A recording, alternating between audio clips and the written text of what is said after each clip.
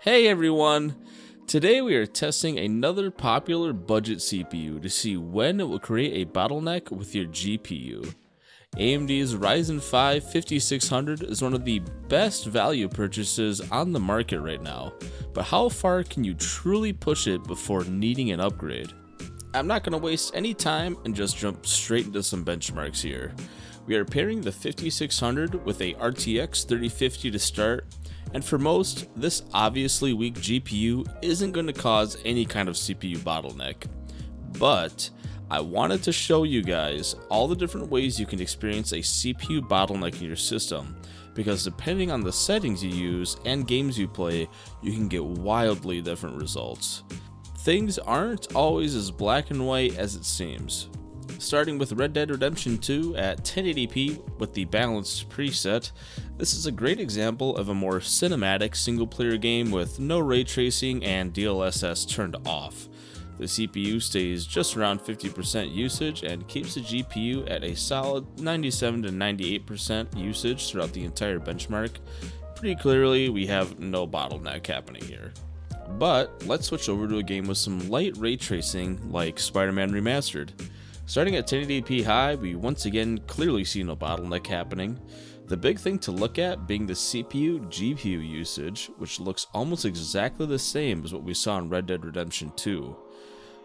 But once we turn on high ray tracing, you will notice our CPU usage jumped up by almost 20%, hovering around 60 to 70% depending on how demanding the area is.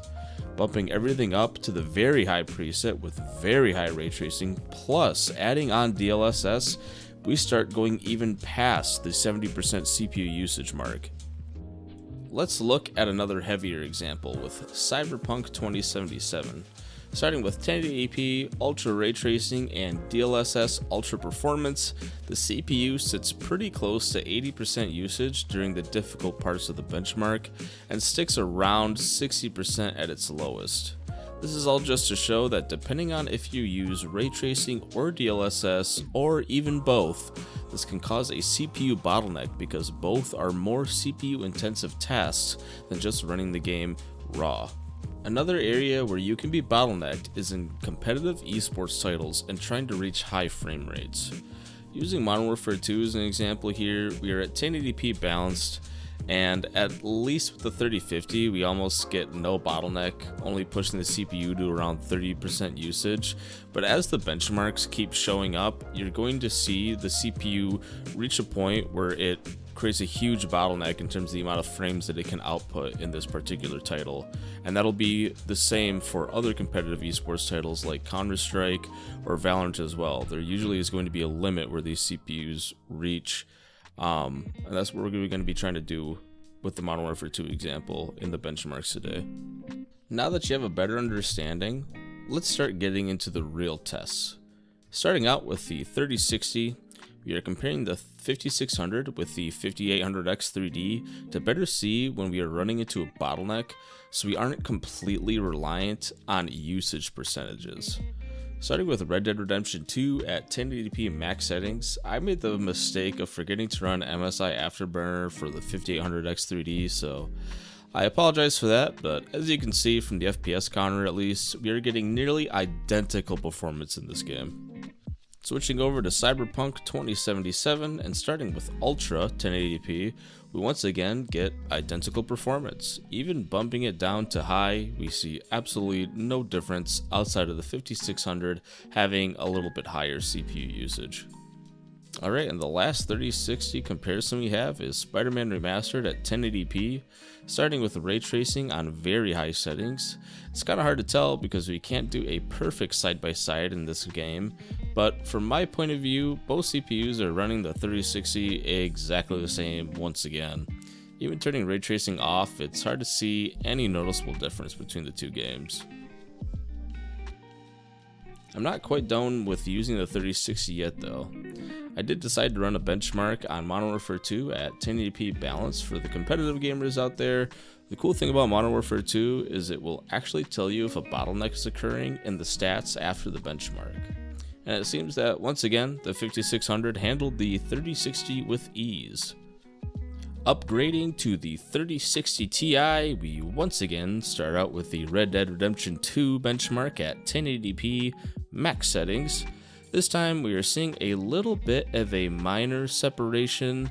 The 5600 is occasionally 2 or 3 FPS below the 5800X3D, but realistically it seems to be within a margin of error to me, so they are still performing exactly the same.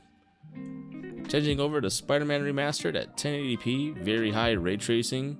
To me, both CPUs are once again tied, and that appears to also be the same when turning the ray tracing off as well. Looking at Cyberpunk 2077 and starting at 1080p Ultra, once again, both CPUs are performing almost exactly the same, within a small margin of error, and I apologize, the recording of the 5600 somehow got a little messed up, but looking at the high settings is really no difference. Both CPUs are running the 3060 Ti at 100%. Ending off once again with a quick Modern Warfare 2 benchmark at 1080p balance. We again are at 1% CPU bottleneck to 99% GPU bottleneck, which is exactly what we would like to see. Now, with how even both these CPUs were performing with those cards, I decided that maybe it's time to take a bit of a larger leap and go up to the 6800 XT. Figured it was time to see if the 5600 can hang around with the big guns. I decided to forego any more 1080p benchmarks, by the way, from here on out, because to me it's an easy way to create a CPU bottleneck, but it's kind of forced for what I'm trying to do in this video today. In my opinion, unless you're playing a competitive game at 1080p, it starts to not make sense at this tier of graphics. So I feel much more realistic comparisons is to use 1440p and 4K with these higher end GPUs. Starting once again with Red Dead Redemption 2, we are at 1440p max settings.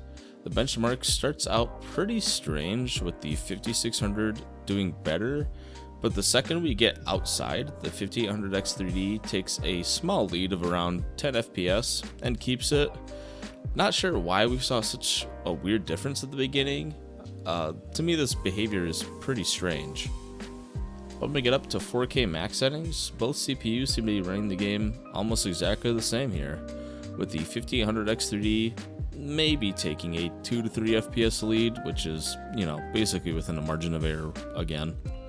Going back to our friendly neighborhood Spider-Man, we are starting out at 4K with ray tracing on, and surprisingly, both CPUs are running the game exactly the same here. Turning the ray tracing off, we still see both CPUs perform very similarly, although I do notice the 5800X3D occasionally reaching the upper 80s in FPS, while the 5600 doesn't ever really get that high, but the average looks to be about the same. Going down to 1440p with very high ray tracing, both CPUs once again almost perform identically. Turning the ray tracing off at first seemed to yield no difference, but as the 5600 runs into certain areas on the map, you can see the GPU usage drop drastically around the 80% mark, and the FPS also takes a huge dip. So we're starting to see a bottleneck show through at this setting. Switching to Cyberpunk 2077, we start with the 4K medium ray tracing, and both give the same unplayable 17 FPS average experience. Going down to 4K Ultra, both CPUs once again perform exactly the same with literally no difference between the two. Ending it off with 1440p Ultra, we finally start to see some separation between the two CPUs, with the 5800X3D averaging about 5 more FPS, which isn't really much, but I suppose it's a lead nonetheless. Now with our Modern Warfare 2 benchmark, we can actually compare the FPS to our 5800X3D. We're starting out with 1440p ultimate quality. Both CPUs are doing almost exactly the same. It actually seems like the 5600 is doing slightly better, but to be honest, I believe both are running on a different patch, unfortunately, because when I was doing the recordings for these, it took me a couple days to get all of the footage down, and Modern Warfare 2 patches constantly, so there was a patch in between the two, so I think it's throwing off the numbers a bit. Going over to 4K ultimate quality now, we get the same exact result, both showing 99% GPU bottleneck to 1% CPU. I did throw in a 1080p balance benchmark here for the competitive gamers again. We get very high FPS, but in the performance summary, we are at a 52% CPU bottleneck, showing we have a lot of headroom for better performance with a higher end CPU. Going another step up to the 6900 XT, we once again are starting with Red Dead Redemption 2 and running it at 4K in maximum settings. This time we actually get some separation between the two CPUs, with the 5800X3D getting close to 10 more FPS on average than the 5600, which isn't much, but it starts to get to be a pretty large separation. Bumping down to 1440p max settings, we once again see the 5800X3D strangely start out with a lower FPS average inside, but then gain an almost 20 FPS lead once we reach the outdoor section. Overall, it's a pretty big win for the 5800X3D, and we can see the CPU usage climb pretty high for the 5600. Moving back over to Spider-Man Remastered, we once again start at 4K with very high ray tracing, and again, we have pretty large parity between the 5800X3D and 5600, with the 5800X3D averaging almost 20 more FPS. Turning the ray tracing off, we still see a difference between the two CPUs, but it might not be quite as drastic. It's still a little less than 20 FPS difference though. Going to 1440p with very high ray tracing, we are still seeing a large difference. This time, more than 20 FPS, and the 5600 struggles to even average 60 FPS. Turning the ray tracing off, the FPS difference tightens up a little bit, but the 5800X3D still seems to edge out more frames than the 5600, but I would say the difference is a little less noticeable here. Taking a look at Cyberpunk 2077, we are again starting with 4K medium ray tracing, and again, it's a pretty unplayable experience, but I guess you could say the 5800X3D is getting maybe one more FPS. Going down to 4K Ultra, we do once again see a little bit of separation between the two CPUs, but it's very small, with the 5800X3D getting maybe 4 more FPS. Changing to 1440p resolution with medium ray tracing, we once again see a pretty minor performance difference of maybe 3 to 4 FPS between these two CPUs. Going to 1440p Ultra, we start to see some larger separation, with the 5800X3D taking a little over a 10 FPS average lead. Ending off the 6900 XT benchmarks with Modern Warfare 2, we are starting with 4K ultimate quality, and surprisingly here, both CPUs give an extremely similar performance, both showing a 1% CPU bottleneck.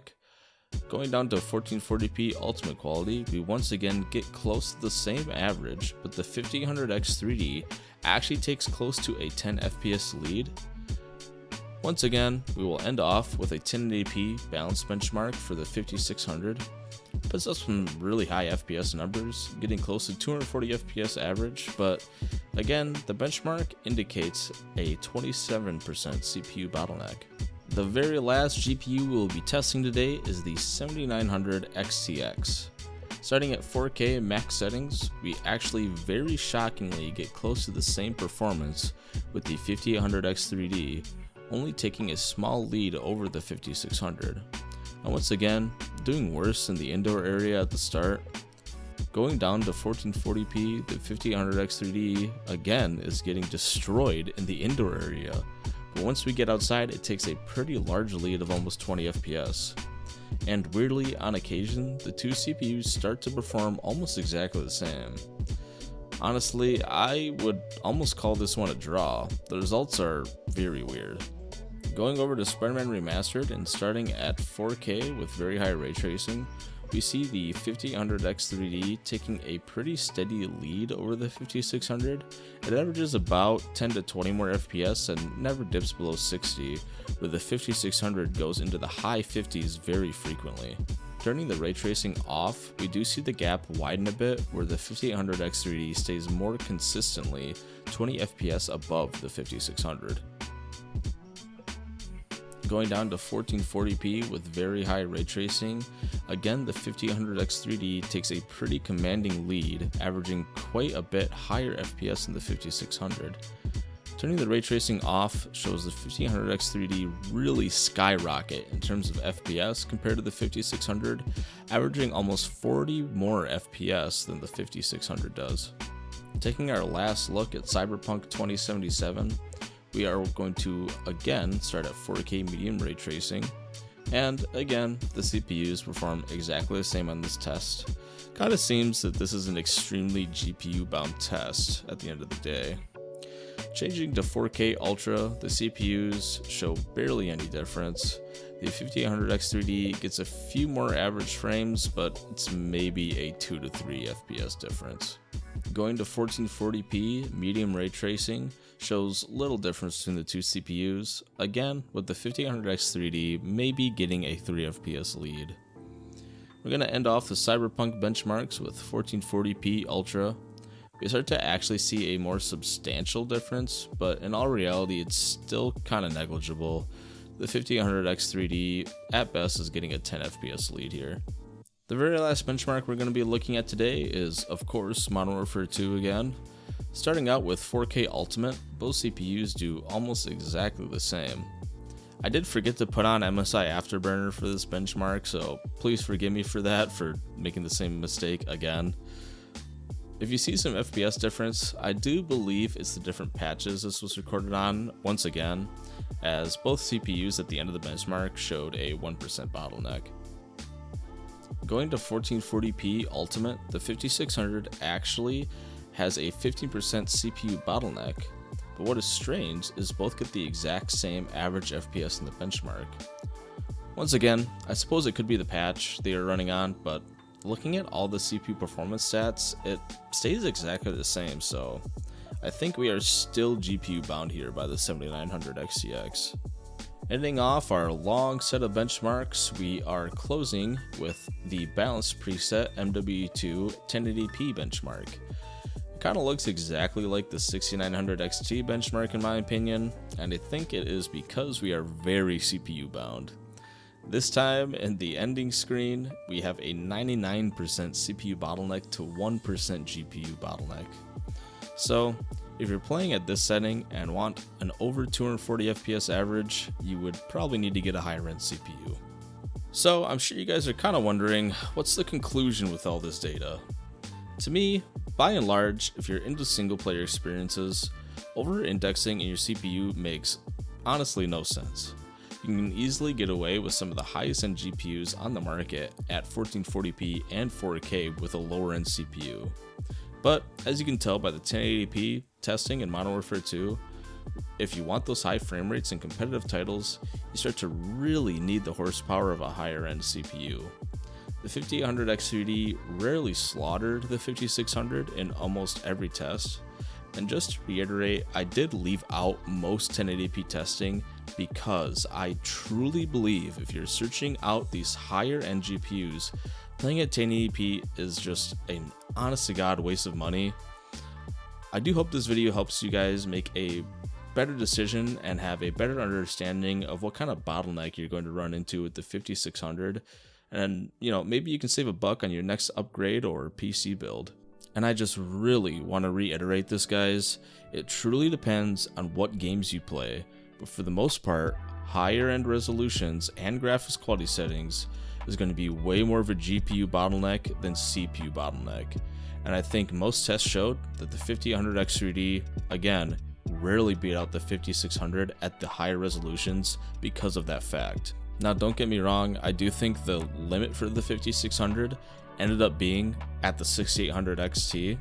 So if you wanted a more well-rounded system, obviously slide in the 5800 X3D, but really the big purpose for showing this video to you guys is that if you have a build that you need to budget away for a higher end GPU and you're kind of wondering, oh, is it worth getting a 5600 if I'm going to end up getting like a 6900 XT?